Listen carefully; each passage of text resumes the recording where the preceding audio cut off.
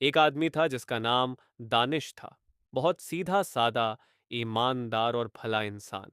वह मानता था कि दुनिया भी उसी की तरह सच्ची और भरोसेमंद है, लेकिन जिंदगी ने उसके लिए कुछ और ही लिखा था।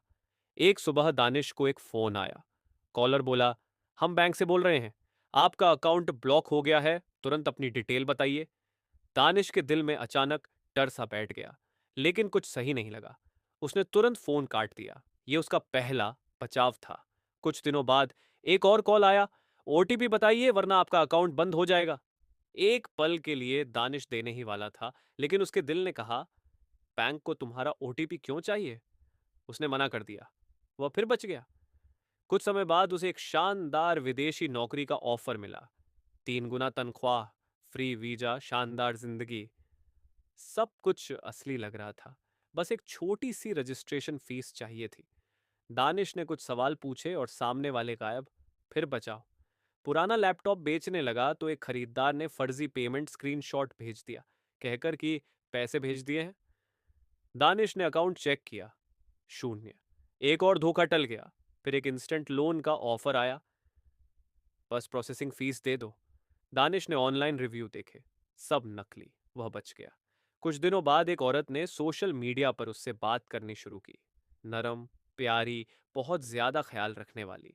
कुछ ही दिनों में उसने कहा, मुझे तुरंत पैसों की जरूरत है। दानिश को कुछ अजीब लगा। उसने खुद को बचा लिया।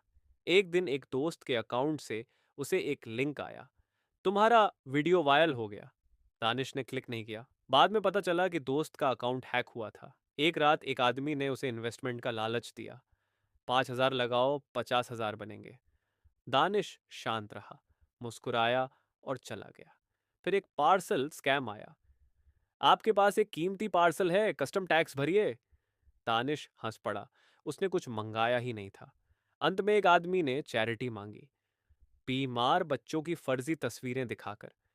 दानिश ने अस्पताल में चेक किया, कोई मरीज था ही नहीं। हर तरफ धोखा था।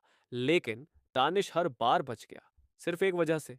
वह रुकता था, सोचता था, जांच करता था, जल्दी में कोई कदम नहीं उठाता था। हर धोखा एक सीख बन गया, हर गलती एक अनुभव, हर मुश्किल एक ताकत। और एक दिन दानिश ने महसूस किया, अगर नीयत साफ हो और दिमाग जागता रहे तो कोई ठग तुम्हें फंसा नहीं सकता। वह सिर्फ धोखे से नहीं बचा, बल्कि समझदारी, सावधानी और जागरूकता से सफल बन गया।